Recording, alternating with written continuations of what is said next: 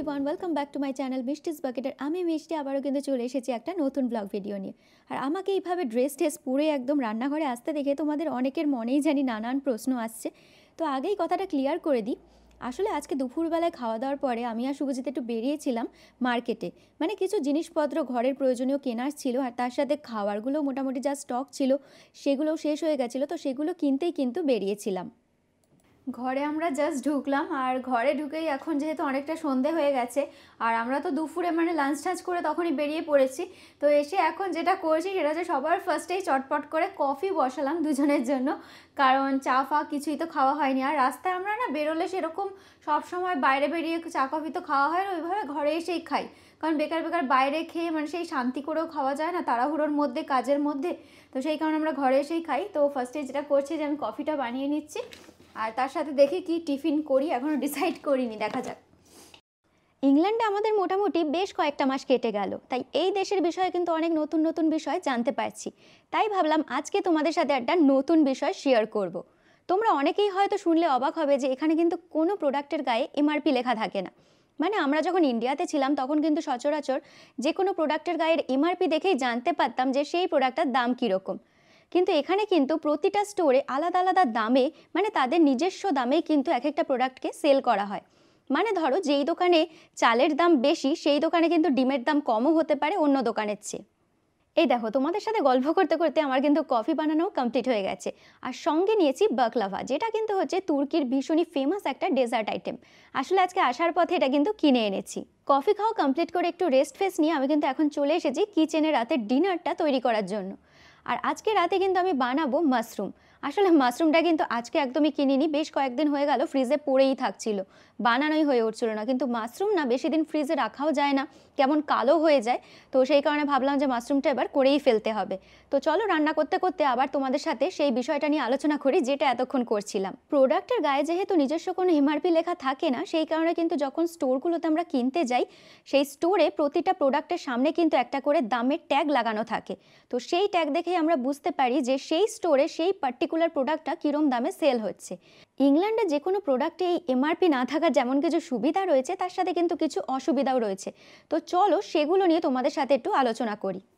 আমাদের ইন্ডিয়াতে যেহেতু প্রতিটা প্রোডাক্টের গায়ে এমআরপি লেখা থাকে, তো সেই দামেই কিন্তু মোটামুটি সব দোকানে প্রোডাক্টগুলোকে সেল করা হয়।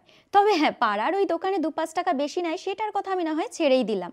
আর ইংল্যান্ডে যেহেতু প্রোডাক্টগুলোতে কোনো এমআরপি লেখা থাকে না, সেই কারণে কিন্তু প্রতিটা স্টোরে এক একটা প্রোডাক্ট তাদের নিজস্ব দামে, মানে আলাদা আলাদা দামে কিন্তু সেল করা হয়। সেক্ষেত্রে আমাদের যে সুবিধাটা হয় সেটা হলো, ধরো সবজির দাম সেন্সবেরিতে কম, তো সেটা আমরা সবসময় চেষ্টা করি সেন্সবেরি থেকে নেওয়ার।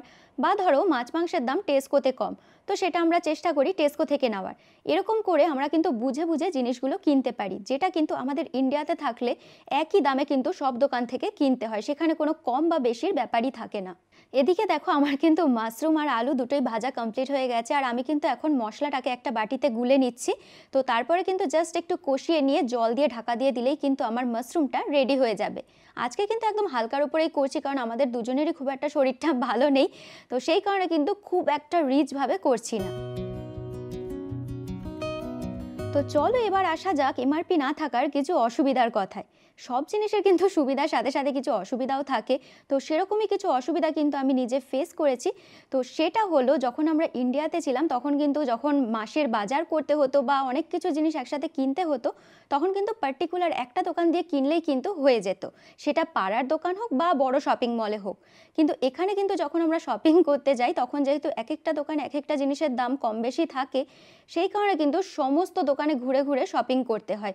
কোনো পার্টিকুলার একটা দোকান থেকে নেওয়াটা কিন্তু একটু অসুবিধাই হয়ে যায়। তবে হ্যাঁ, এটা কিন্তু একান্তই আমার ব্যক্তিগত মতামত। তার কারণ হচ্ছে কারোর এমন হতেই পারে যে তার বেশি দাম দিয়ে কিনতে কোনো রকম অসুবিধাই নেই, তো সেক্ষেত্রে তো সে একটা দোকান দিয়ে সমস্ত শপিং করতেই পারে। এদিকে দেখো তোমাদের সাথে গল্প করতে করতে মাশরুমটা কিন্তু আমার প্রায় হয়েই এসেছে। আলুটা জাস্ট আর একটু সিদ্ধ হয়ে গেলেই কিন্তু কমপ্লিট হয়ে যাবে রান্নাটা। আর তাই ভাবলাম যে রুটিটা কিন্তু গরম গরম করেই ফেলি, রুটিটা হলেই আমরা খেতে বসে পড়বো। তো চলো রুটি করতে করতে তোমাদেরকে আরও একটা অসুবিধার কথা বলি। যখন আমরা প্রথম ইংল্যান্ডে এসেছিলাম তখন তো এই জিনিসটা খুবই অসুবিধা হতো যে নতুন শপিং করতে বেরিয়ে বুঝতেই পারতাম না যে কোন দোকান দিয়ে কোন জিনিসটা নিলে সবচেয়ে বেটার হবে। মানে একবার দুবার তো এরকম হয়েছিল যে দোকানে চালের দাম বেশি সেই দোকান দিয়েই ভুলে কিনে ফেলেছিলাম, আবার যে দোকানে মাছ মাংসের দামটা বেশি পড়ছিল সেই দোকান দিয়ে ভুল করে কিনে ফেলেছিলাম। তো যাই হোক, এখন যদিও আস্তে আস্তে সেগুলো আমাদের অভ্যাস হয়ে গেছে, আর এখন কিন্তু সেই ভুলটা আমাদের হয়ই না। দাম কম শুনলে আমাদের সবার ফার্স্টে যেটা মাথায় আসে যে হয়তো প্রোডাক্টগুলোর কোয়ালিটি খারাপ, কিন্তু এখানে কিন্তু সেইটা একদমই নয়, কারণ এরা প্রত্যেক কটাই কিন্তু প্রচণ্ড রেপুটেড স্টোর, তাই এখানে সব প্রোডাক্টই কিন্তু ভীষণই ভালো কোয়ালিটির হয়। তো যাই হোক, তোমাদের সাথে কথা বলতে বলতে দেখো আমার কিন্তু রান্না কমপ্লিট হয়ে গেছে। তো চলো আজকের ভিডিওটা এখানে এন্ড করছি। ভিডিওটা তোমাদের কীরকম লাগলো প্লিজ কমেন্ট করে জানিও, আর ভালো লাগলে লাইক শেয়ার আর সাবস্ক্রাইব করতে একদমই ভুলো না আমার চ্যানেলটা।